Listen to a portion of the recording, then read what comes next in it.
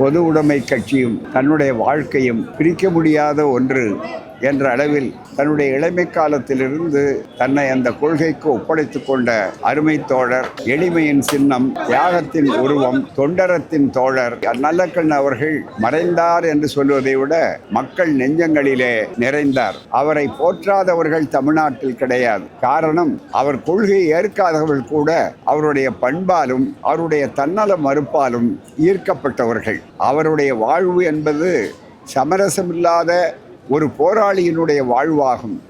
எப்படி ஒரு போராளி எந்த விதமான பலனை எதிர்பார்க்காமல் அடக்குமுறை அம்புகளை எல்லாம் தியாக தழும்புகளாக தன் ஏற்றுக்கொண்டு ஒரு புதிய வரலாற்றினுடைய பொன்னேடாக அவர் திகழ்ந்து கொண்டிருக்கிறார்கள். அவர்கள் பிறந்த ஆண்டில்தான் கம்யூனிஸ்ட் கட்சியும் பிறந்தது இந்தியாவிலே. அப்படிப்பட்ட அவர் கம்யூனிசம் அங்கே கால் ஊன்றுகிற போது அதற்கு எவ்வளவு பணி செய்ய வேண்டுமோ அதை தன்னுடைய வாழ்க்கை தொண்டாக இறுதி மூச்சு அடங்குகிற வரையில் அவர் தொடர்ந்தார், தொண்டாற்றினார். வாழ்க்கை முடியவில்லை, வரலாறாக மாறியிருக்கிறார்கள். எனவே அவர் விட்ட பணியை தொடர்வதும் அவர் கண்ட ஒரு ஜனநாயக மக்களுக்கு எளிமையான ஒரு ஆட்சியும் தெளிவான ஒரு மீட்சியும் கிடைக்க வேண்டும். எல்லோருக்கும் எல்லாம், அனைவருக்கும் அனைத்தும் என்ற தத்துவத்திற்காக உழைக்கின்ற அந்த மார்க்சிய பார்வை அவருக்கு மூச்சு காற்றாக இருந்தது. அந்த வகையில்தான் அவர் எல்லோருக்கும் நண்பர் என்றாலும் கொள்கையிலே விடாப்பிடியாக இருந்து வழிகாட்டிய ஒரு மாவீரர்.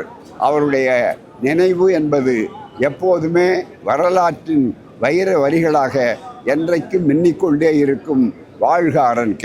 தமிழக அரசு இப்படிப்பட்ட தலைவர்களுக்கெல்லாம் மிக சிறப்பான வகையில் அங்கீகரிப்பதுதான் திராவிட மாடல் ஆட்சியினுடைய தனித்தன்மையாகும்.